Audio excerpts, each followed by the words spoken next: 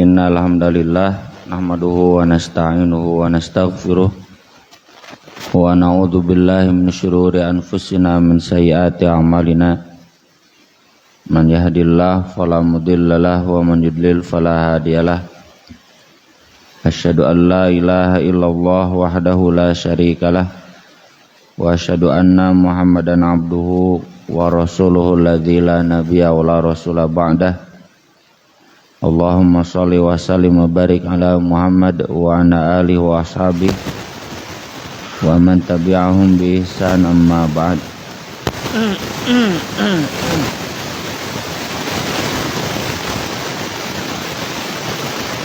Kitabuz Zakah, bab tentang zakat. Selalu zakat ini disimpan sesudah tema tentang sholat, karena memang selalu disandingkan oleh Allah, aqimus sholah wa atuz zakah, yuqimunas sholah wa yu'tunaz zakah. Ibarat dua sisi mata uang, kalau satu sisinya ada, sisi sebelahnya lagi nggak ada, maka tidak sah uang itu. Kalau sholat ada, zakat tidak ada, maka sholatnya tidak sah atau tidak absah.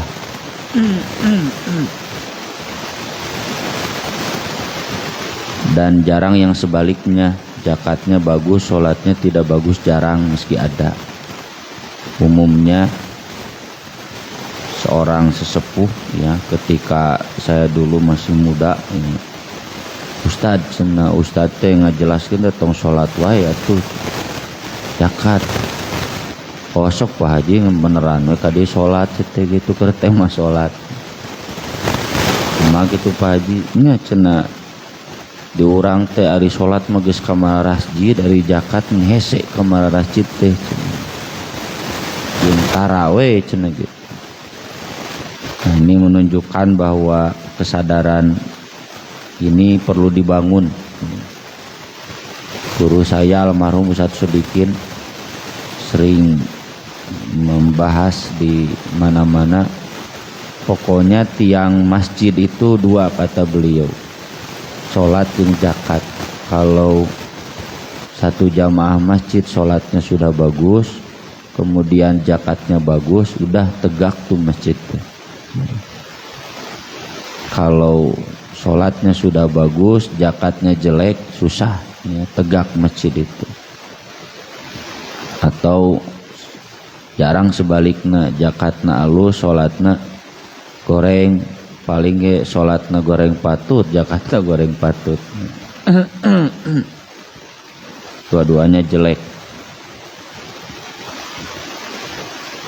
Di surat Al-Ma'un yang sering kita bahas, yang sering kita baca, dan itu selalu dibahas ku Kiai Haji Ahmad Dahlan di berbagai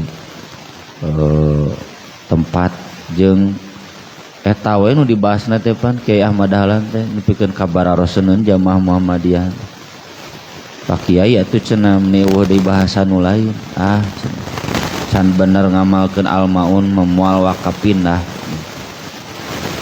Makanya kita lihat ya, Muhammadiyah itu organisasi masyarakat yang paling bagus ya dalam urusan zakat, dalam urusan ibadah harta, sehingga mereka menjadi organisasi terkaya dalam aset wakaf, dalam aset fisabilillahnya di dunia ya. Aleh Saudi mah bung harta negara puguh, ieu mah ormas, bahkan leuwih loba kene sakola Muhammadiyah dibanding sakola negeri gitu. Kuyonnya begitu ya, walau alam. Itu karena efek kajian surat Al-Ma'un. Surat Al-Ma'un tuh betul-betul nyintrek, fawailul lil musallin alladzina hum an sholatihim sahun.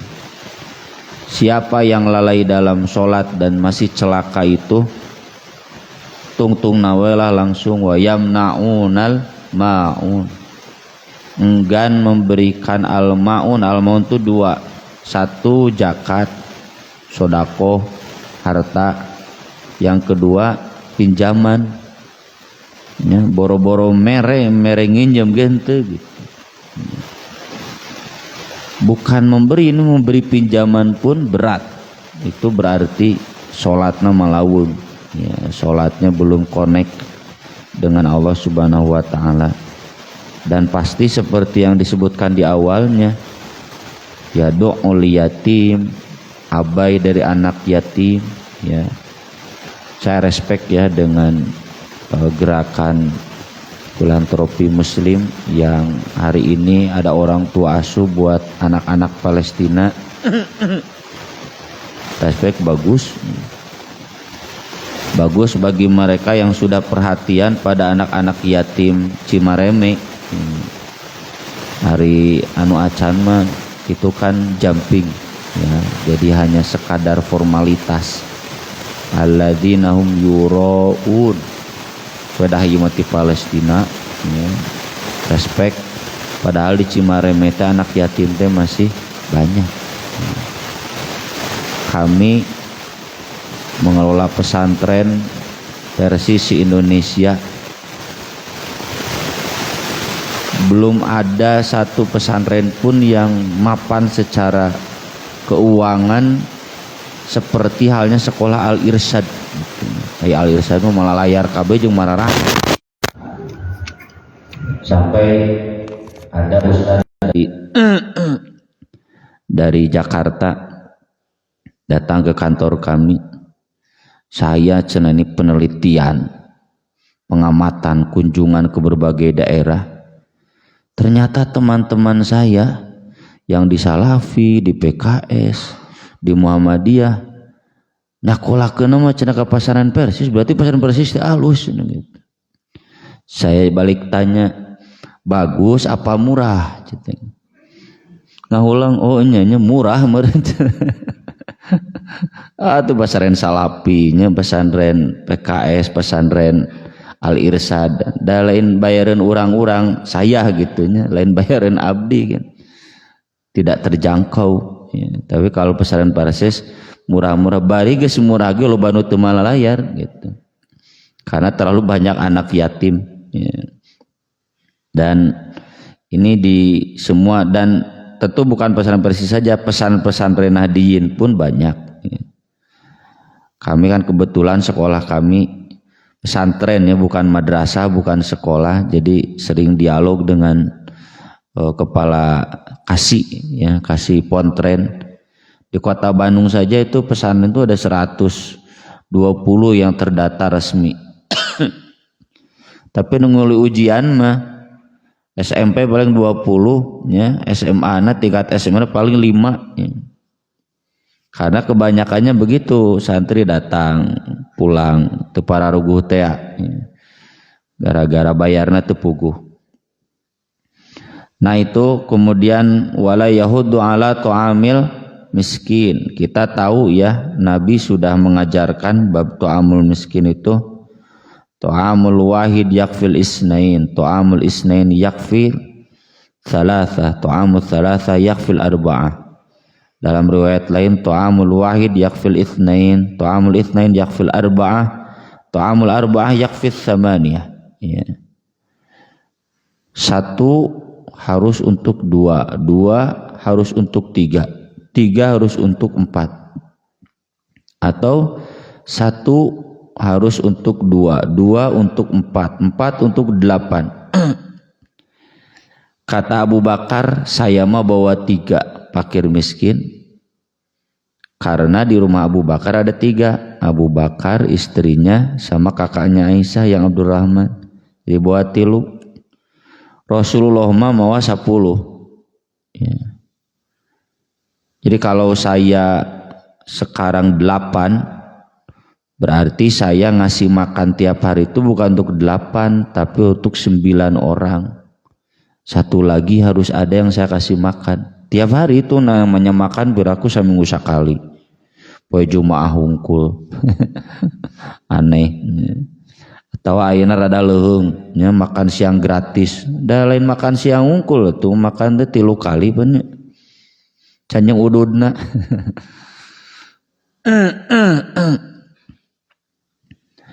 Atau idealnya kalau saya 8 berarti saya harus memberi makan untuk 16, 8 lagi cari yang lain ya.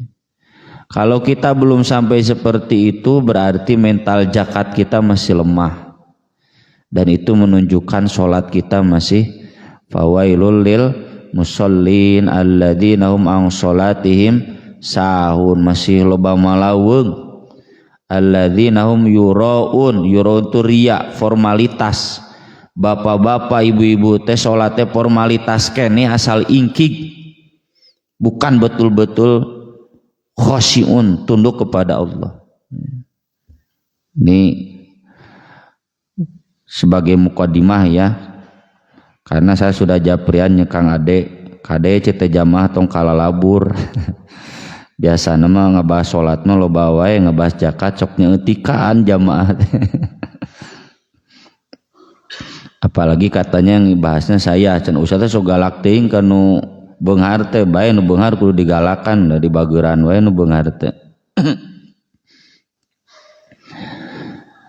Hadis yang pertama yang ditulis oleh Imam Ibnu Hajar dalam Bulughul Maram dari Ibnu Abbas radhiyallahu anhuma anna Nabiyya sallallahu alaihi wasallam ba'atha Mu'adzan radhiyallahu an ilal Yaman.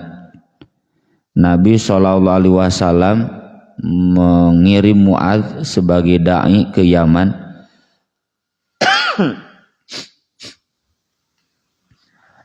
Bukankah Nabi juga mengutus Ali? Ya, cuma beda daerah. Dan Yaman itu dikirim Mu'adz. Mu'adz teh mun ayeuna mah tumeureun Luhut nya, Jokowi mah Luhut, Muldoko, Erick Thohir. Moal dikirimkeun si Dito moal paling rada leung si Bahlil gitu. Karena Yaman itu basis Kristen. Kita harus tahu ketika Nabi SAW diutus, Nabi SAW itu dikelilingi oleh peradaban Kristen. Dan kita kalau bilang Kristen zaman Nabi, itu Roma acan Kristen. Roma masih kena ngagebleg pagan, ya, Roma Italia. Ta Romawi yang di Bizantium itu sudah Kristen. Jadi yang pertama kali Kristen itu Romawi Bizantium. Nuena Turki ya, karena wilayah kekuasaannya Sam Mesir, yang Sam Mesir itu sebelum dikuasai ku Romawi oge geus Kristen gitu. Rajana kabawakeun Konstantin itu raja Romawi, kaisar Romawi pertama yang masuk Islam, masuk Kristen ya, dan kemudian mewajibkan seluruh wilayah Romawi jadi Kristen. Nah, termasuk ke Italia teh kabawakeun gitu. Ku kesananya nanti ya. Dan termasuk Yaman. Yaman itu kan Abraha ya. Yaman itu yang di Al-Qur'an Ashabul Ukhdud. Ashabul Ukhdud an-nari dzatil waqud. Kutila ashabul ukhdud an-nari dzatil waqud. Cek santri mah paraeh sia tukang udud. An-nari dzatil waqud, di neraka sia cenah di loba suluhna gitu. Ashabul ukhdud bukan tukang udud Pak ya, jangan dipelintirkan. Ashabul ukhdud itu yang bikin parit. Itu kan seorang raja yang kalah pengaruh oleh seorang anak muda, padahal anak muda itu kader istana, cuma dia membelot ya, membelot mun ayeuna meureun juga Mahfud MD membelot lalu melawan istana dan melawannya dengan ajaran Kristen. Dan kita harus tahu Pak, di zaman Nabi Kristen itu masih faksi-faksi. Makanya Kaisar Konstantin sampai menggelar konsili Nikea, kemudian konsili Konstantinopel. Konsili Nikea itu memutuskan bahwa Yesus resmi anak Tuhan. Jadi karena ada tantangan dari Arius. Arius itu pendeta Kristen yang ajarannya menyebar di Syam, di Yaman, bahwa Yesus bukan putra Tuhan. Yesus itu nabi.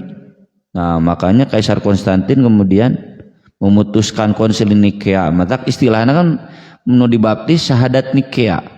Aku bersaksi Tuhan Bapa gitu. Aku bersaksi Yesus anak Tuhan Bapa gitu, panjang. Lalu kemudian nanti Konsili Konstantinopel 381, Nikea 325 itu baru diputuskan Roh Kudus sebagai Tuhan ketiga. Ya. Memang karena Kristen menyesuaikan dengan keyakinan Romawi bahwa Tuhan itu tiga. Jadi ngarah tepagedug jeung Romawi, bukan Romawi disesuaikan yang akidah Kristen, Kristen disesuaikan dengan akidah Romawi.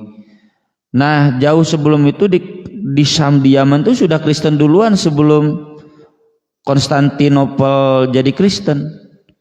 Dan Al-Quran menyebut Kristen Syam, Kristen Yaman itu innal ladzina fatanul mu'minin wal mu'minat tsumma lam yatubu falahum adzabu jahannam walahum adzabul hariq. Jadi disebut mukminin wal mu'minat, ya. Karena Kristennya Kristen yang masih agama Nabi Isa, ya. Makanya yang membantai kaum Kristen di Yaman itu kemudian dilaknat, kutila ashabul ukhdud an-nari dzatil waqud. Yang kemudian nanti sesudah dibantai di Yaman itu ada yang kabur, ya, kabur ke Syam sampai ke raja-raja di sana, kemudian hubungi Raja Habasyah. Habasyah kan Kristen, kemudian mengirim Abrahah, pasukannya membantai balik Ashabul Ukhdud, sehingga kemudian Yaman itu ngageblek Kristen. Tablagugna Abrahah dia mengira bahwa Ka'bah itu berhala terbesar di tanah Arab, makanya dia ingin menghancurkannya. Ini karena ada missing link, ya, ajaran Kristen di zaman itu dengan ajaran Nabi Ibrahim. Lamun nyambung mada mual, makanya Abraham pun kemudian dibinasakan. Jadi Ashabul Ukhdud binasa, Ashabul Fil binasa. Nah, karena uniknya orang-orang Yaman dengan latar belakang seperti itu, ieu mah teu bisa dikirimkeun si Dito Menluret nomor Sudi, mau dikirimkeun Luhut cek Jokowi teh, maka dikirimkanlah Mu'ad bin Jabal. Mu'ad bin Jabal kan as-sabiqunal awwalun dari kaum Ansor. Di antara ini hadisnya panjang kan. Pertama diajak dialog mereka untuk mengakui Nabi Muhammad sebagai nabi. Kemudian beritahukan bahwa ada kewajiban sholat. Kemudian, nah ini yang ketiganya, anallaha qad iftarada alaihim shadaqatan fi amwalihim, bahwasanya Allah telah mewajibkan bagi mereka sedekah dalam harta mereka, tu'khadhu min aghniyaihim faturaddu fi fuqaraihim, diambil dari orang-orang kaya mereka lalu dibagikan kepada orang-orang fakir mereka. Istilah di hadis ini sedekah ada tiga, ya, istilahnya. Ada zakat, ada infak, ada sedekah. Yang tiga istilah ini selalu dipertukarkan untuk tiga jenis ibadah dalam harta. Ada yang pertama yang wajib ibadah harta itu, dan Nabi tentukan kadarnya. Tentukan kadarnya, tentukan waktu membayarnya. Yang kedua ada yang wajib tapi Nabi tidak tentukan kadarnya. Yang ketiga ada yang sunat. Nah, untuk ibadah yang tiga ini istilahnya sering dipertukarkan. Contoh nu wajib anu jelas kadarna, kadang disebut zakat, kadang disebut sodakoh, kadang disebut infak. Disebut zakat contohnya yang tadi saya kutip ya, yuqimunas shalah wa yu'tunaz zakah. Selevel jeung salat wajibna, aturanna, batasan-batasannya, waktunya gitu. Sodakoh ini diantaranya hadis wajib tapi istilahnya sodakoh, atau di Al-Quran khudz min amwalihim sodaqatan tutahhiruhum wa tuzakkihim biha. Ambil sodakoh wajib ya, tapi istilahnya sodakoh. Atau infak di surat Al-Baqarah, ya ayyuhalladzina amanu anfiqu min thayyibati ma kasabtum wa mimma akhrajna lakum minal ard.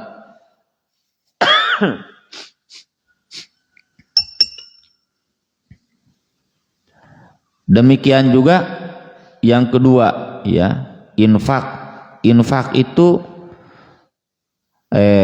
ibadah harta yang wajib tapi tidak Nabi tentukan. Kadang disebut infak, kadang disebut sodakoh, kadang disebut zakat. Atau yang terakhir yang sunat, kadang disebut zakat, kadang disebut sodakoh, kadang disebut infak. Cuma intensitasnya yang beda. Kalau yang pertama para ulama menetapkan istilah zakat karena intensitasnya lebih banyak istilah zakat.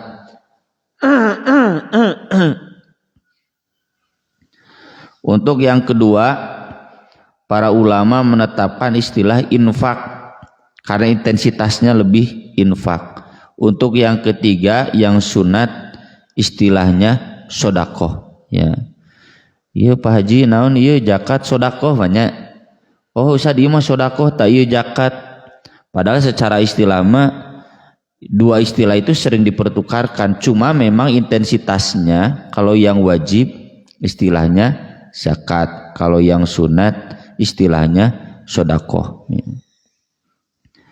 Zakat itu artinya dua. Yang pertama bersih karena memang tutahhiruhum wa tuzakkihim biha, untuk mensucikan fisik dan mensucikan hati ya. Muntaharoh makan jika wudu jika mandi mensucikan fisik, harta tuzakkihima mensucikan hati. Yang kedua makna zakat itu tumbuh dan berkembang. Kalau ada pohon yang bulan kemarin segini, bulan sekarang berikutnya kemudian segini, jadi ngajangkungan. Orang Arab bilang zakat zar'u, ieu cenah tangkal geus ngajangkungan. Nah ngajangkungan teh zakat, istilahnya zakat. Kenapa istilah zakat diberlakukan? Karena zakat diberlakukan pada harta yang dikembangkan, harta yang ditumbuhkan. Contoh sederhana, kalau saya menjual mobil nggak ada kewajiban zakat karena saya tidak mengembangkan harta lewat jual mobil nu eta, kecuali kalau saya memang usahana jual beli mobil aya zakat gitu. Abdi cenah ngajual tanah Pak Ustad aya zakatna teh, sok we ka dedek sedekah mah. Kalau zakat nggak ada kecuali bapak teh banar tukang jual beli tanah yang usahanya dari sana mendapatkan penghasilan dari sana, baik itu penghasilan pokok, penghasilan tambahan. Nah itu terkena kewajiban zakat.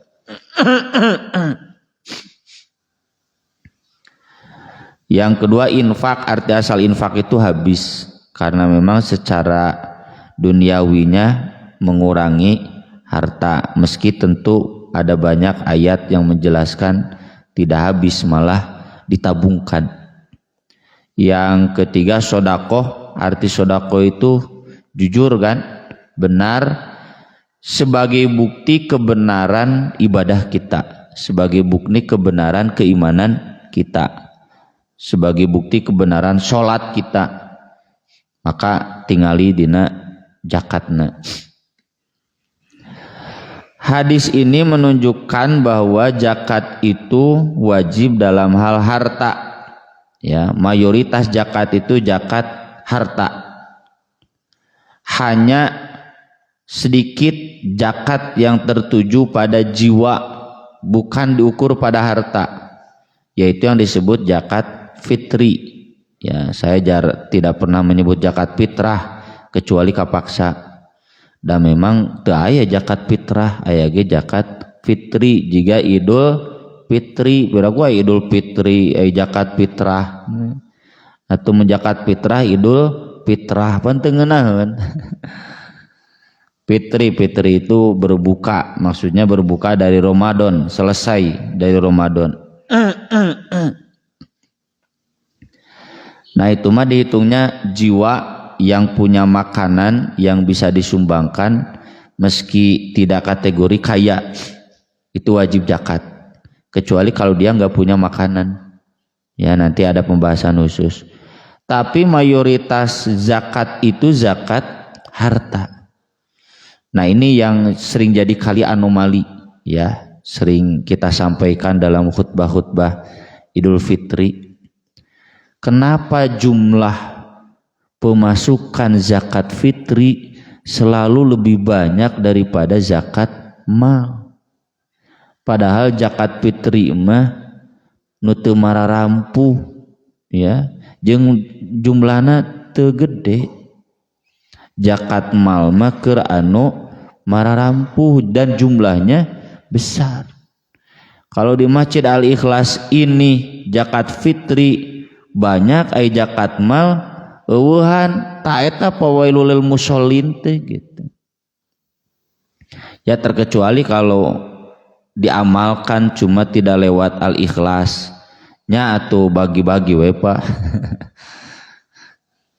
Harus ada transparansi ya.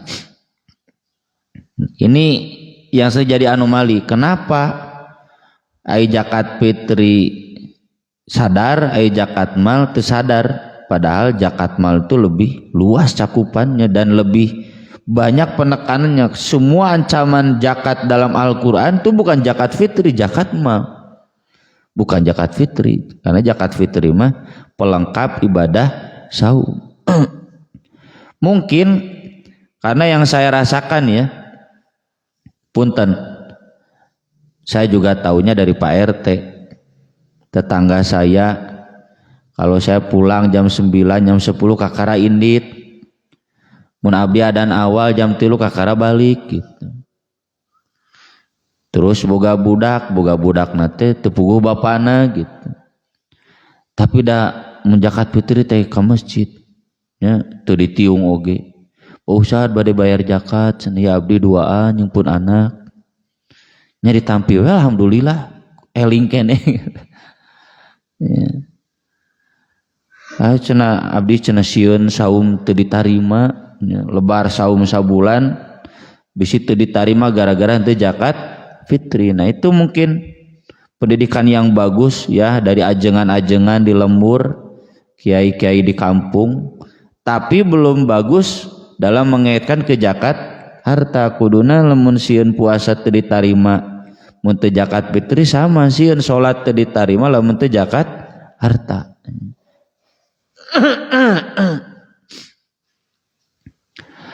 Diambil dari orang kaya diberikan kepada orang miskin. Apa standar orang kaya? Nanti dijelaskan di hadis-hadis berikutnya. Standar orang kaya itu yang punya 20 dinar dalam 1 tahun. 20 dinar itu 1 dinarnya 4,25 gram. Dinar teh uang emas yang dipakai di Romawi.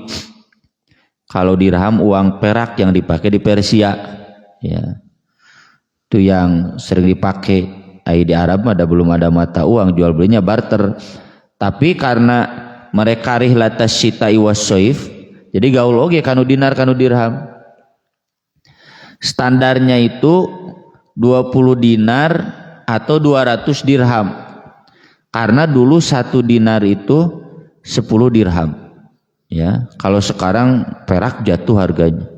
Tapi kalau emas stabil, ya. 1 dinar 4,25.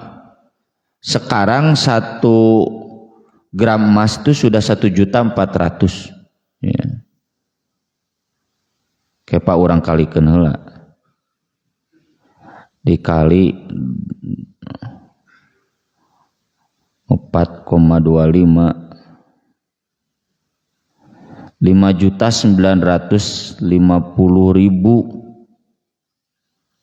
1 dinar, ya, dikali 20 119 juta. Buleutkeun ulah 120 ngarati asa ngitung. Kalau 120 juta dalam 1 tahun berarti per bulannya 10 juta. Kalau Bapak penghasilan sudah sampai 10 juta, itu berarti Bapak sudah kaya, wajib zakat. Kalau masih di bawah ini berarti belum masuk kategori kaya. Ya. Ieu nu salah teh dinarna atau rupiahna ieu teh. Kalau dinar itu dari dulu standarnya 1 dinar membeli seharga 1 domba. Da ayeuna kan sakituan, nya domba nya standar ayeuna 4 jutaan. Kuduna domba teh geus naek kana teh kuduna teh 6 juta, ya. Lantaran rupiahna ieu nu terus turun bebas, terjun bebas. Jadi kalau sudah penghasilan 10 juta, nah itu wajib zakat. Ini berlaku untuk semua. Mau yang profesi kayak saya, profesi ngajar, nya gaji ti pasantren mah moal nepi sakitu, tapi kan tina ngadosenan, ya tina ngajar di anu nepi 10 juta misalkan, maka wajib, ya. Dan saya harus mengeluarkannya rutin. Bapak mungkin di pekerjaan mah 5 juta, nya tapi di sisi gigirna tuh bisa sampai 15 juta, nah itu berarti sudah wajib zakat. Pak Ustadz cenah abdi kan icalan naon? Icalan seblak, ya. Icalan batagor. Kumaha ngetang zakatna? Hari bapak ibu cete beunghar fakir miskin. Duh ka atuh Ustadz kumaha ngukurna? Ta eta we ngukurna mah. Kalau dulu kan masih kena 1 jutanya. Ukuranna mah cete lamun 85 gram, ya, kali 1 juta jadi 85 juta, dibagi teh enggak sampai 10 juta, sekitar 7 juta lah dulu. Ke masa juta kan. Aya 7 juta teh sabulan. Nya eta dagang wah bujong-bujong cenah. Hayang menang 3 juta ge nya geus fakir miskin keneh teu wajib zakat cenah. Tidak semua masa nya ari nu dagang nu laleutik kudu zakat. Ai bapak-bapak nu bala leunghar teu wajib zakat. Zakat itu berlakunya buat orang kaya. Dan dibagikan kepada fakir miskin, ya. Ini model hubungan kaya miskin yang ideal dalam Islam. Bukan kapitalisme, bukan sosialisme atau komunisme. Sekarang kan kita terjebak di 2 mazhab besar, ya. Kapitalisme itu jadi lagu Rhoma Irama, yang kaya semakin kaya, yang miskin semakin miskin. Yang berhak mendapatkan untung berlipat itu pemilik modal. Orang miskin diburuhannya orang miskin. Sekadar upah saja. Padahal di luar upah itu harus ada prinsip berbagi. Orang kaya berbagi kepada orang miskin, ya. Saya sering contohkan dulu Muhajirin dan Ansor.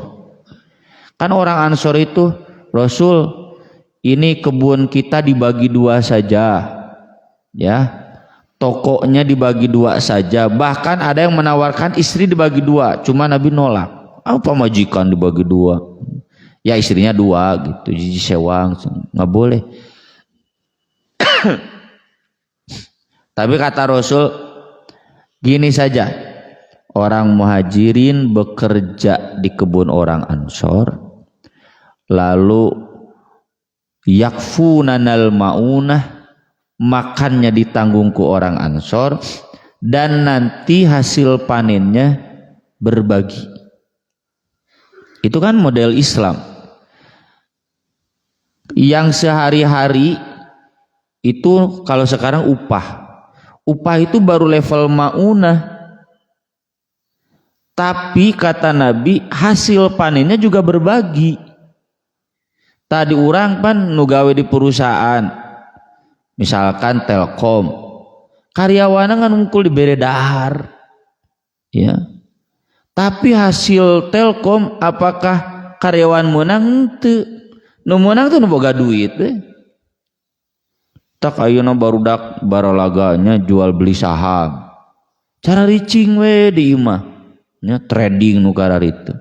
Gawenan teu hanya mengandalkan modal, teu gawe tapi bisa beunghar aya nu gawe raripuh, ya.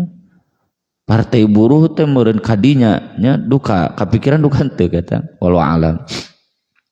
Nah kalau di Islam yang namanya orang miskin makan itu otomatis tanggung jawab orang kaya, tapi di luar itu ada penghasilan mereka yang berbagi lewat zakat, lewat bagi hasil, ya. Nanti kan sudah zakat kita masuk bab ekonomi sesudah haji.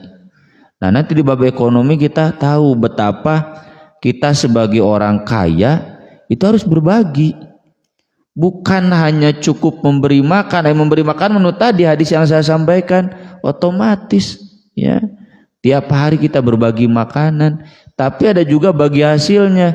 Nah termasuk zakat itu kan penghasilan, nah sisanya tuh buat orang fakir miskinnya, ya.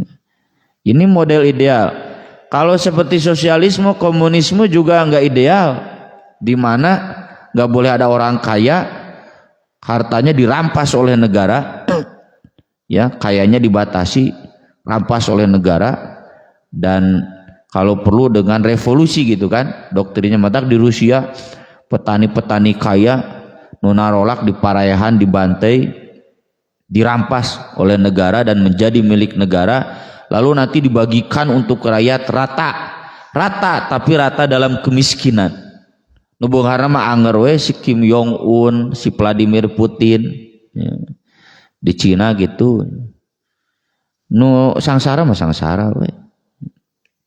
Nah kalau di Islam ideal, jadi orang kaya dibagikan kepada orang miskin.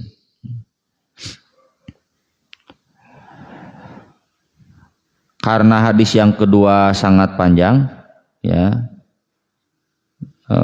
nanti saja panjang pisan tuh. Jadi dia 2 halaman panjang. Cukup saja mungkin untuk pengantar. Saya persilakan untuk tanya jawab. Mangga bila aya nu bade naroskeun.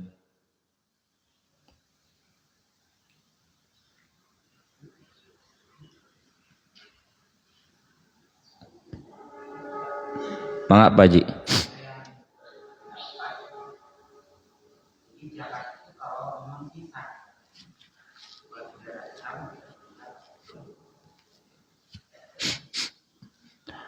Zakat itu dari harta saja. Kalau harta kita sudah sampai kewajiban zakat, ya, maka itu jadi kewajiban zakat kita. Kalau sisa, maksudnya sisa gaji, wah tuh mau nyesa-nyesa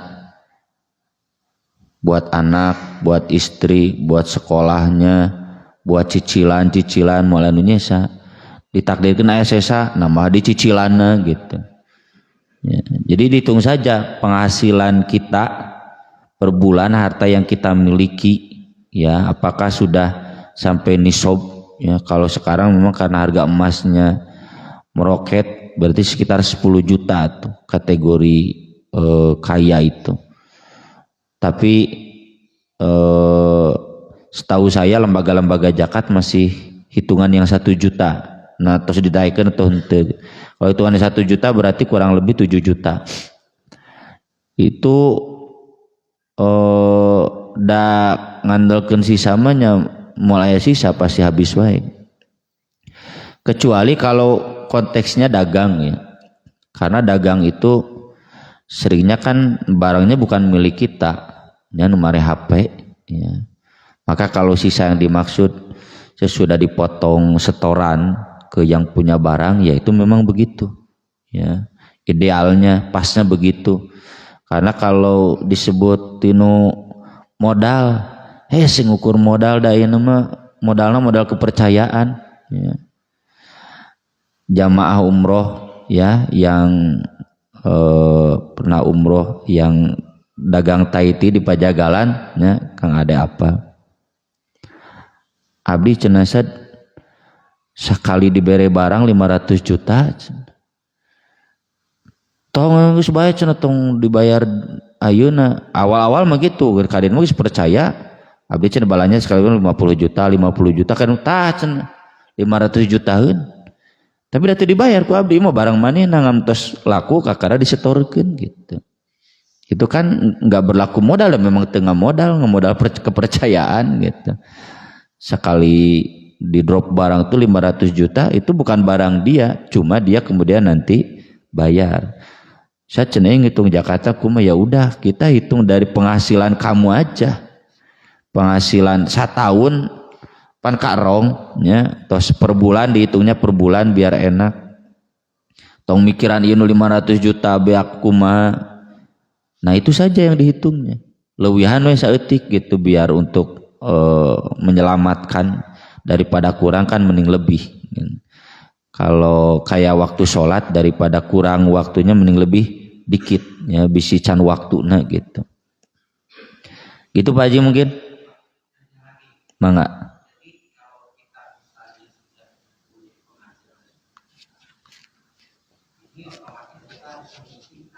Iya.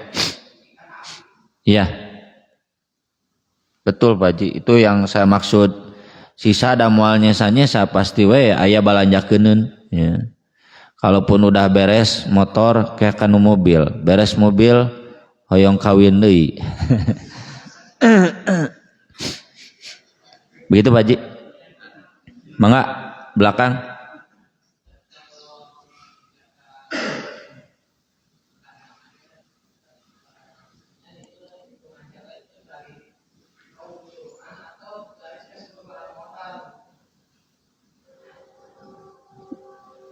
Karena macem-macem ya jenis perdagangan teh model-modelnya.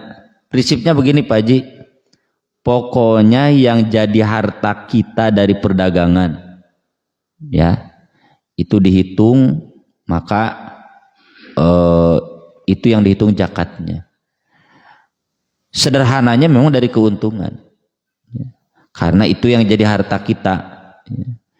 Cuma kadang kan yang sedang di aset ya yang dimiliki pun itu sudah jadi harta kita.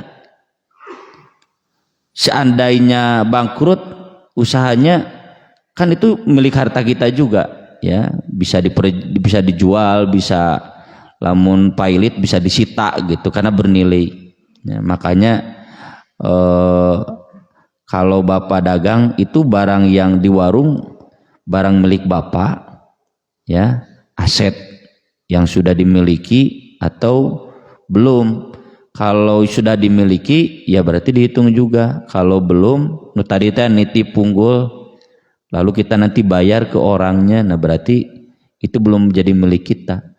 Seandainya kita berhenti dagang, apakah barang-barang itu jadi milik kita atau barang itu dikembalikan ke pemiliknya?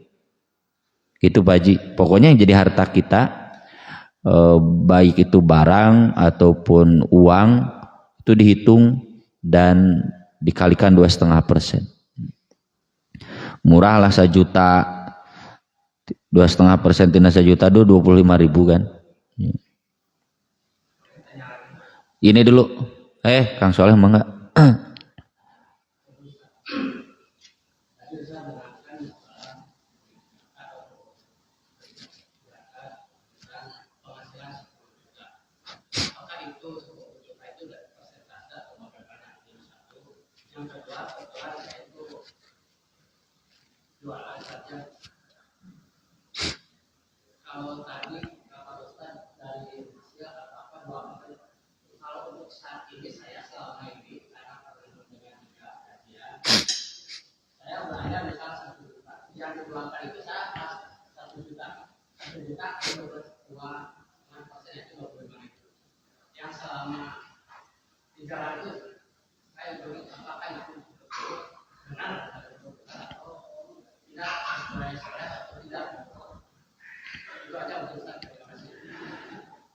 Yang pertama, yang 10 juta itu berarti tinggal nanti dikalikan 2,5%. Ya, berarti sekitar 250.000.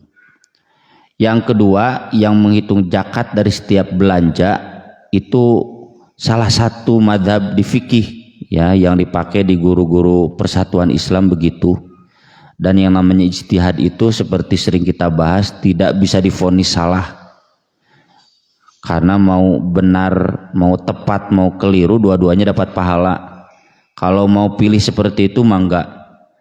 Cuma kasus yang saya dapatkan, tukang gorengan misalkan, saya cenah abdi teh balanja teh 200.000, hayang menang 250.000 gese. Ya, ayeuna jo langsung dijakatkeun sakitu abdi teh nya anu sacenah ripuh cenah gitu. Hayang menang 50.000 sapoe ge hese. Komo leuwih mah hese we gitu. Sabulan sakali ge henteu gitu. Jadi tina 200 jadi 250.000 ge susah ya. Maka saya jawab kembali ke dalil-dalil yang pokok ya. Soalnya guru-guru saya juga ketika saya sedek ini bagaimana mungkin pedagang yang miskin yang penghasilannya segini dipaksa? Jawabannya ya kembali lagi ke kemampuan, la yukallifullahu nafsan illa wus'aha. Makanya saya sering kemudian mengusulkan ya sudah kalau begitu kembali ke dalil umum, ini pedagang kaya atau miskin? Kalau memang kaya wajib zakat, kalau memang masih miskin gak wajib zakat. Ya. Kalau mau itu yang dipilih mah enggak, ya, tidak ada jalur dosa dalam ijtihad fikih itu. Silakan memilih yang menurut diri sendiri lebih tepat. Ya. Cuma bagi saya yang itu kurang tepat, ya, karena ukuran zakat itu bukan dari yang dibelanjakan, ya, tapi dari yang dimiliki.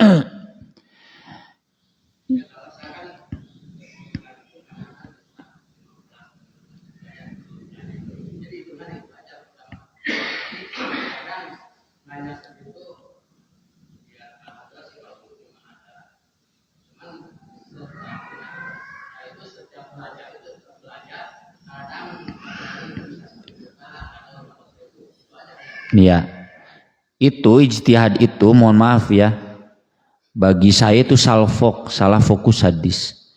Hadisnya itu begini kan, kunna nu'maru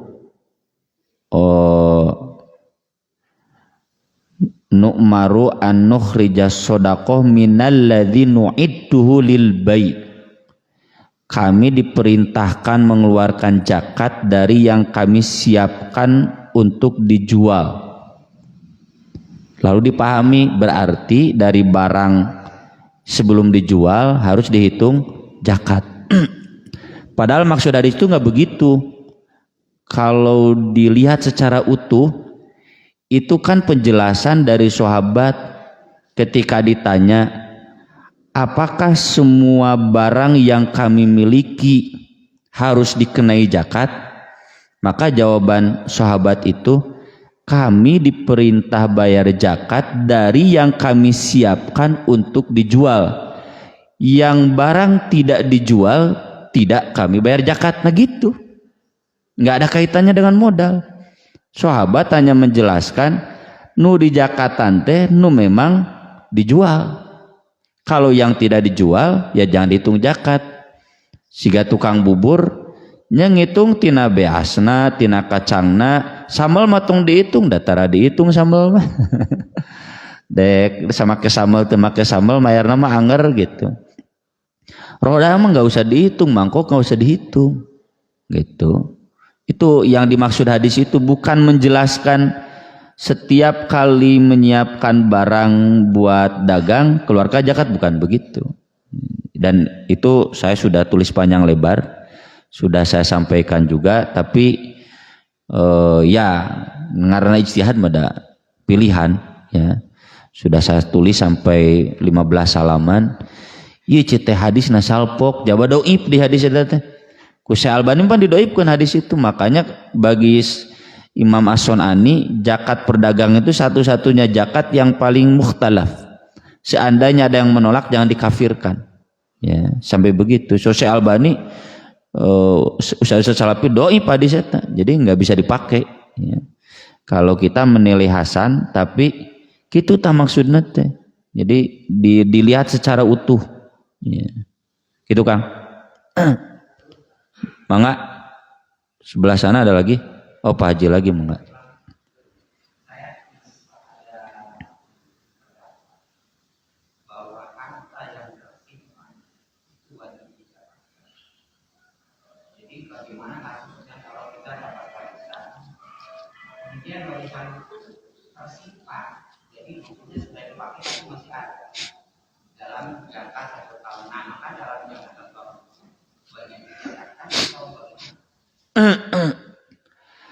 Setahu saya itu bukan pendapat lagi ya, itu mujma' alaih, itu disepakati, tidak ada perselisihan.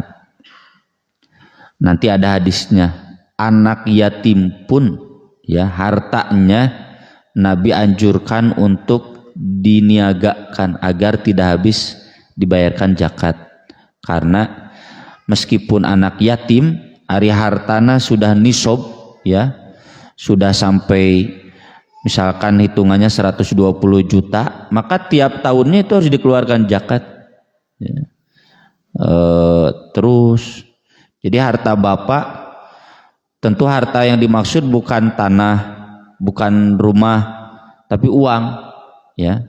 Jadi harta warisannya kalau tanah kemudian rumah itu tidak termasuk harta yang wajib zakat, kecuali kalau tanah itu disewakan ya, rumah itu disewakan dan jadi penghasilan. Nah maka yang dizakati itu penghasilannya, bukan rumah dan tanahnya ya. Air rumah tanah cuma kita pakai buat tempat dagang ya, yang zakatnya bukan tanahnya tapi dagangnya. Yang harta tersimpan yang wajib dizakati itu cuma dua, emas, dinar dan dirham. Dinar dan dirham itu berarti uang, emas dan perak ya. Jadi di dinar itu terkandung dua unsur, satu uang, yang kedua emas. Di dirham itu terkandung dua unsur, satu uang, dua perak. Maka kalau Bapak punya uang 50 juta, lalu emasnya ada 10 gram ya, berarti itu sudah masuk itu 10 gramnya 50 gram gitu. Itu sudah masuk wajib zakat ya, karena sudah masuk nisab. Jadi tong dihitung emas unggul, uang unggul, uang dan emas itu sama satu hakikat. Tapi kalau harta waris yang dimaksud mobil, ya, rumah, tanah itu nggak wajib zakat. Yang wajib zakat itu uang, emas, perak. Kalau emas perak dihitung gramnya, ya. Kalau uang dihitung nilainya. Enggak, hiji deui banyak abdi pada ngaulang.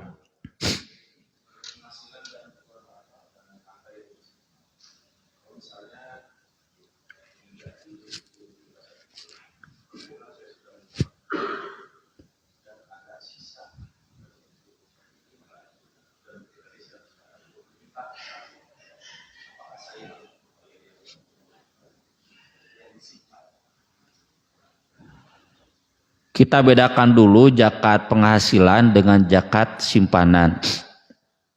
Zakat penghasilan itu diumum diterima, ditolak itu oleh Salafi sama Persis. Tapi Persis mengistilahkannya infak, Salafi istilahnya infak. Jadi wajib-wajib keneh lah gitunya. Jadi saya sementara pakai istilah zakat penghasilan, zakat profesi. Kalau zakat profesi itu kita hitung untuk yang profesinya tidak disimpan. Kalau harta simpanan maka itu beda lagi, ya. Maka dari itu jadi zakatnya dua. Kalau zakat profesi yang kita terima tiap bulan, ya, yang kita terima dari penghasilan dan tidak disimpan, maka itu dikeluarkan zakat. Nah, lalu nanti kalau harta itu disimpan lalu sampai 120 juta dan disimpannya setahun, hese teh, ya. Hese kecuali yang menyimpannya dalam bentuk obligasi deposito, nanti bisa dicokot setahun, ya. Nah itu zakatnya khusus lagi, beda lagi. Makanya di banknya dibedakan, aya tabungannya, aya deposito, aya obligasi gitu.